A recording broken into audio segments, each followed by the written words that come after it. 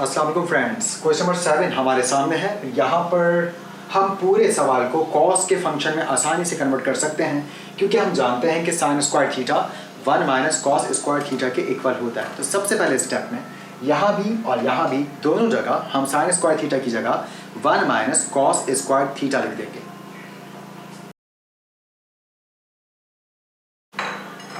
यहाँ पर 1 माइनस 1 0 हो जाएगा, इधर से फिर आ जाएगा माइनस कॉस स्क्वायर थीटा, इधर cos theta as it is, negative positive makes negative, cos theta into 1 cos theta, negative negative makes positive, cos theta into cos square theta बनेगा cos cube theta। यहाँ पर positive cos theta से negative cos theta cancel, और यहाँ पर ये जो cos cube theta plus में उठा के इधर ले आते हैं ताकि माइनस में हो जाए। अब यहाँ पर हम देख सकते हैं कि दोनों ही टर्म्स में से minus cos square theta common आ रहा है, तो ब्रैकेट के अंदर फर्स्ट टर्म इस माइनस से मल्टीप्लाई होने के बाद पॉजिटिव हो जाएगी, negative negative makes positive. 3 cos multiplying form में थे, 2 कॉस बाहर आ चुके तो 1 कॉस रह गया। ये साइन भी बाहर वाले साइन से मल्टीप्लाई होगा, negative negative makes positive. Cos square theta मुकम्मल तौर पर बाहर है, यहाँ पर हमारे पास सिर्फ 1 रह जाएगा और इक्वल्स के बाद हमारे पास 0 आ जाएगा।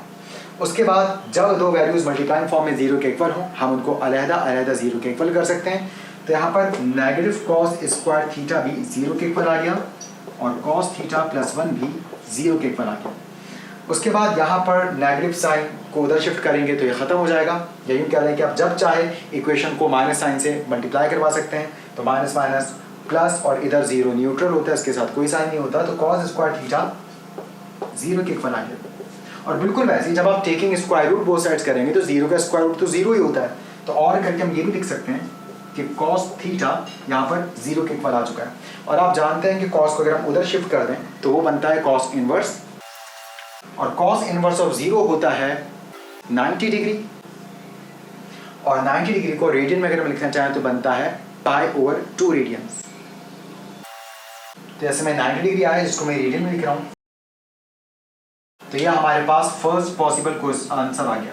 अब फर्स्ट पॉसिबल आंसर जो हमारे पास है बॉर्डर पर मौजूद है, क्योंकि 90 डिग्री बॉर्डर लाइन है फर्स्ट क्वाड्रेंट और सेकंड क्वाड्रेंट। अगर आप जानते हैं कि बॉर्डर में अगर आप जवाबात को रिपीट करना चाहते हैं तो 180 प्लस करके देख लें। तो 90 में अगर हम 180 प्लस करके देखें तो हमारे पास आता है 270 डिग्री। 270 डिग्री भी अगर आप कॉस के साथ लेंगे तो आपको क्या मिलेगा? 0 मिलेगा। तो यही वजह है कि इसका एक और पॉसिबल जवाब है 270 डिग्री। तो 270 डिग्री भी हमारे पास एक और पॉसिबल आंसर है, और 270 डिग्री को अगर आप रेडियन में देखें तो ये बनता है 3π/2। तो इसी से हमें ये भी जवाब मिला। मगर जब हम क्योंकि एक बार पहले भी एपिसोड्स में एग्जैक्टली यही कंडीशन तफसील से डिस्कस कर चुके, हमें जवाबात को अलग अलग लिखने की ज़रूरत ही नहीं है, क्योंकि हमें पता है कि 180 डिग्री के रेवोल्यूशन पर हम 270 पर पहुंच गए।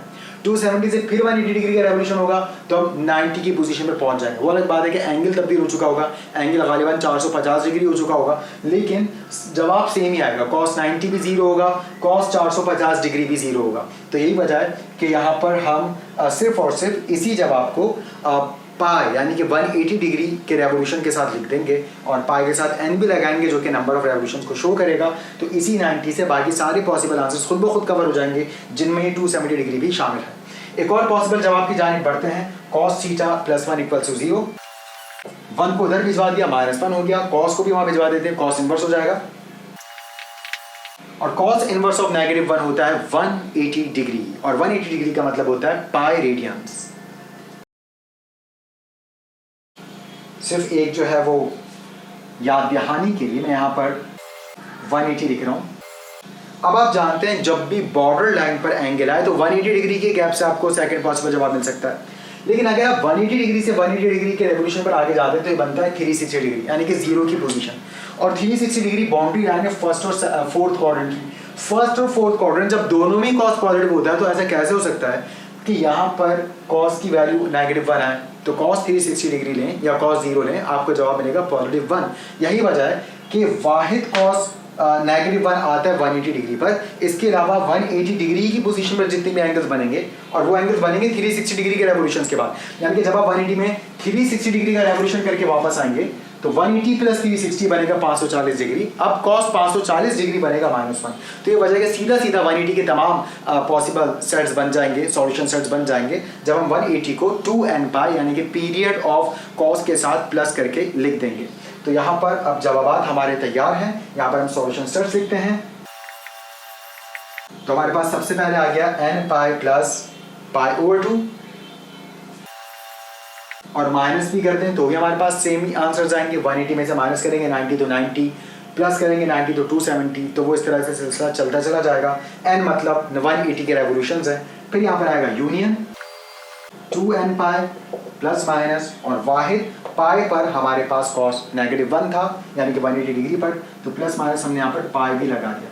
आप चाहें तो ऐसे पाई कॉमन लेकर भी लिख सकते हैं 2n प्लस -1, मगर खैर उसकी ज़रूरत नहीं है। तो ये हमारे पास फाइनल आंसर होगा। आखिर में एक बात और ध्यान में रखिएगा कि अगर आप अपने जवाब को ऐसे भी प्रेजेंट कर देते हैं कि 3π/2 के साथ अलग आप लगा देते हैं 2n पाई, π/2 के साथ आप अलग लगा देते हैं 2n पाई, यानी कि 2n पाई प्लस 3π/2, 3π/2 का मतलब 270 degree, union 2n pi plus π/2, π/2 का मतलब हमारा 90 डिग्री है, and union 2n pi plus minus pi, और यहाँ पर भी आप प्लस करें या माइनस करें, जो लोकेशन आएंगे वो सेम जवाब देंगे। तो अगर आप इस तरह से भी अपना जवाब प्रेजेंट कर लेते हैं तो भी कोई हर्ज नहीं है, आपके पास जो जवाबात हैं वो बिल्कुल परफेक्ट आएंगे। इंशाल्लाह मेरी आपसे मुलाकात होती है नेक्स्ट एपिसोड में, तब तक के लिए अल्लाह हाफ़िज़।